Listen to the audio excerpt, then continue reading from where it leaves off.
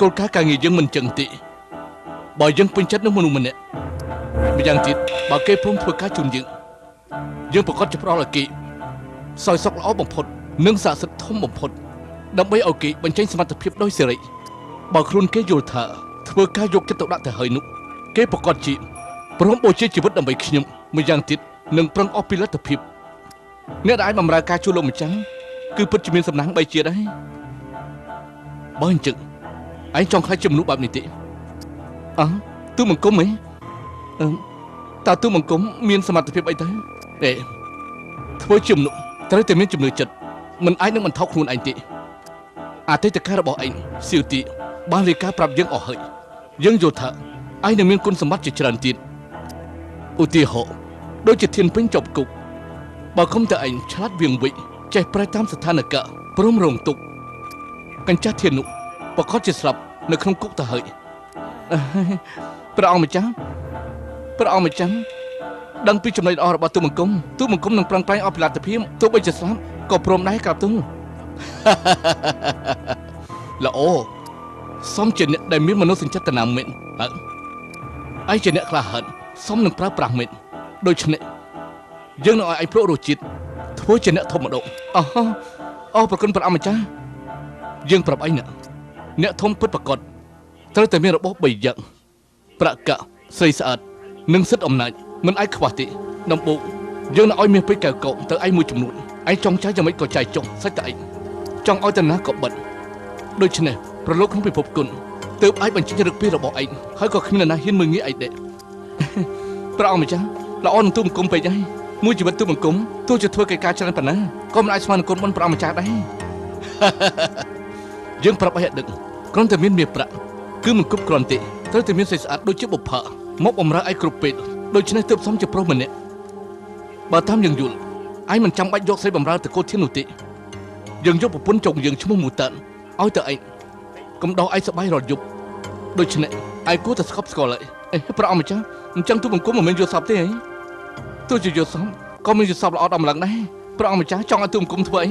ឆាប់មានបន្ទូលមកទូបង្គំនឹងទៅធ្វើភ្លាម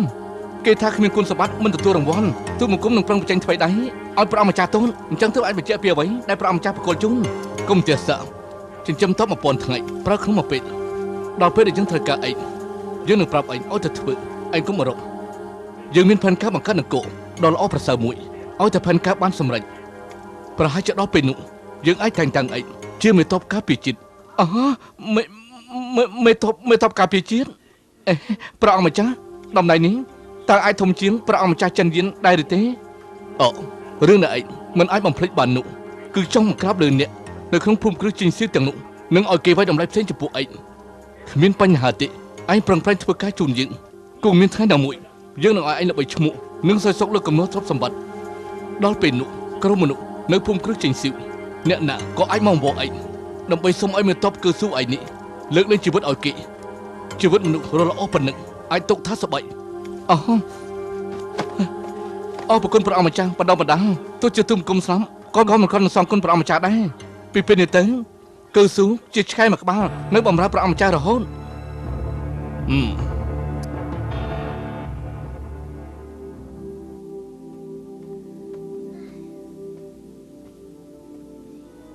ហើយអ្នកនាងធានស៊ីងយ៉ាងម៉េចចឹងកើស៊ូទៅឈិញហ្វាងបាសជាត្រូវស្រីនោះប្រមាថហើយត្រូវវាយយ៉ាងចាស់ដៃទៀតមែនទេអេឡាកាស៊ូណៃនេះអ្នកណាធ្វើបាបគេខ្ញុំត្រូវយុត្តិធម៌ឲ្យខ្ញុំមិនដឹងទេប៉ុន្តែឮថាត្រូវគេនាំទៅដំណាក់ព្រះអង្គម្ចាស់ហើយនៅកន្លែងព្រះអង្គម្ចាស់មិននឹងអាចទៅព្រះអង្គម្ចាស់ជាសត្រូវយើងខាស៊ូមិនមែនមិនដឹងទេមិនក៏គេទៅចោះចូលនឹងព្រះអង្គម្ចាស់ខ្ញុំក៏មិនដឹងថាមានរឿងអ្វីដែរខ្ញុំចង់ចូលដំណាក់ព្រះអង្គម្ចាស់រកគឺស៊ូសួរច្បាស់តែកងការពារទីនោះពិតជាមិនឲ្យខ្ញុំចូលទៅទេពួកនេះកំផ្ទះសាពេកមិនទាន់បានជប់គឺស៊ូផ្ទាល់មិនទាន់ស្ដាប់គេបញ្ជាក់ពីរឿងនេះយើងកំសន្និដ្ឋានផ្ដាច់សោះតាំងពីដើមមកគឺស៊ូចុះសម្រងនឹងយើងណាម្យ៉ាងទៀតគេជិតរៀបការជាមួយធានស៊ីងហើយគួរតែគេមិនក្បត់ពួកយើងដោយចម្លែកអញ្ចឹងទេណាហើយបើចង់បន្ទោសគោះបន្ទោសមីងខ្ញុំគាត់ដឹងហើយថាគឺស៊ូគ្មានប្រាក់ទេនៅតែទាបបណ្ដាការពីគាត់ច្រើនបែបនេះទៀតធ្វើឲ្យខ្ញុំព្រោះតែរឿងនេះឆ្លោះជាមួយគឺស៊ូព្រោះតែរឿងនេះហើយទ ទើបគាត់ទៅទៀមឈីងហ្វាផឹកស្រាធានសិងកុំធុញថប់ពីរឿងនេះអីរឿងប្រាក់គ្រួសារធានយើងជាអ្នករំជើបបៃដោះស្អាតខើស៊ូតែនាងវិញនាងចេញទៅសើបសួរមើលមានពាក្យចាំរ៉ាមនេះខុសទេបើខើស៊ូអត់មានចោះចូលនឹងព្រះអង្គម្ចាស់ទេយើងយល់ច្រឡំនឹងគេគឺមិនល្អទេណាបានខ្ញុំនឹងចេញទៅសើបសួរមើលតែចាស៊ីរឿងកេស៊ូនោះយល់អស់កុំបារម្ភពេកអីឲ្យតែគេបង្ហាញខ្លួនហើយនិយាយប្រាប់យើងច្បាស់ជាដឹងការពិតដែរប៉ុន្តែមួយរយៈនេះអូនដូចជាបង្ងើយកន្តើយនឹងសម្ព័ន្ធពិភពគុណណាតំណែងម្ចាស់សម្ព័ន្ធទទួលបានដោយពិបាកគួរតែធ្វើកិច្ចការជាច្រើនដែលមានប្រយោជន៍ដល់អ្នកគុណនិយមអញ្ចឹងទើបកប់បីនឹងវិញ្ញាណខណ្ឌលោកអ៊ំធានបានបងនិយាយពីរឿងនេះទៅហើយអញ្ចឹងអូនបញ្ជាក់ប្រាប់បងកុំឲ្យបងយល់ថាអូនភ្លេចពីភារកិច្ចម្ចាស់សម្ព័ន្ធនេះអាសាអូរឿងអីការពិតថ្មីនេះអូនបានបញ្ជាកម្លាំងទៅសើបសួរមេបញ្ញានេះពីកំណត់យោបល់ចំពោះម្ចាស់សម្ព័ន្ធរងក្នុងនោះមានអ្នកខ្លះផ្ដល់យោបល់ឲ្យរៀមច្បងដែលមហាជនគោរពមកកាន់តំណែងប៉ុន្តែមានមនុស្សជាច្រើនផ្ដល់យោបល់ឲ្យយ៉ាងហ្វានធ្វើជាម្ចាស់សម្ព័ន្ធរងនេះបងហ៎ត្រូវហើយ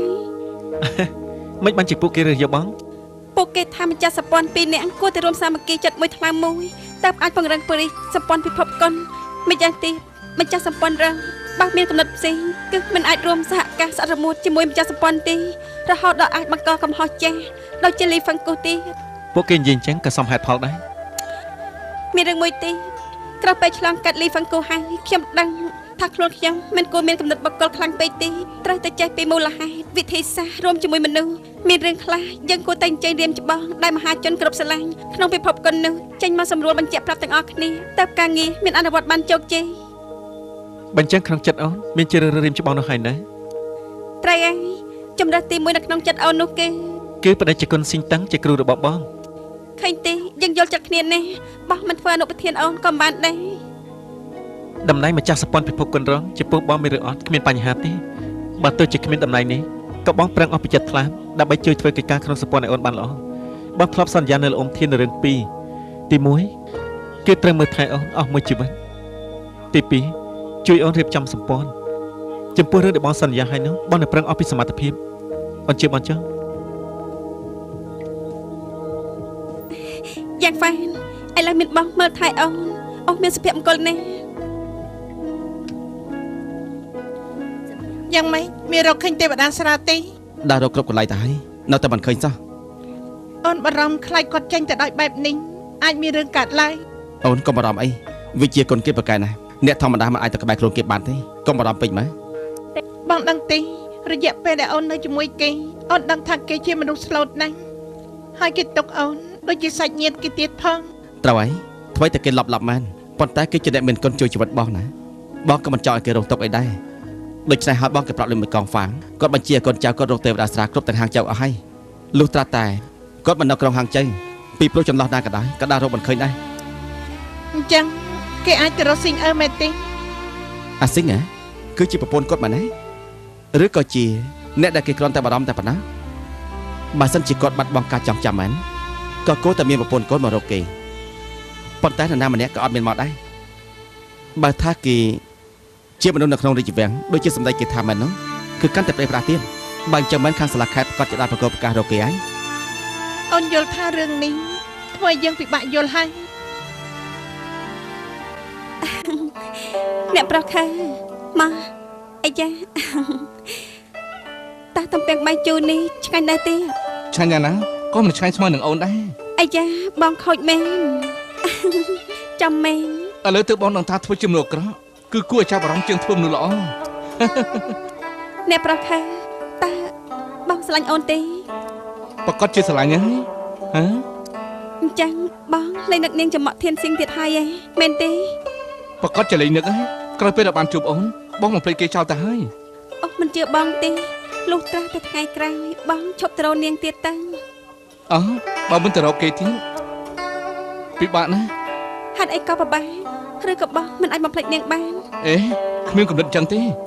បងចង់ថាក្រុមខាងចៅធំប៉ុណ្ណឹងបើបងចូលទៅលេងឬមួយក៏ជូនអូនដើរទិញម្សៅក្រែមកប់ជូនទៅធានសិញនៅទីនោះដែរបើសិនជាចឹងនោះបងនៅតែជួបគេដដែលហ្នឹងហ៎រឿងនេះអូមិនគិតទេហ៎ធ្វើមិនទៅអាចគិតទៅយ៉ាងហោចណាស់បងមិនអាចរត់ទៅភូមិឋានជាងស៊ីរកគេទេ អូរឿងនេះ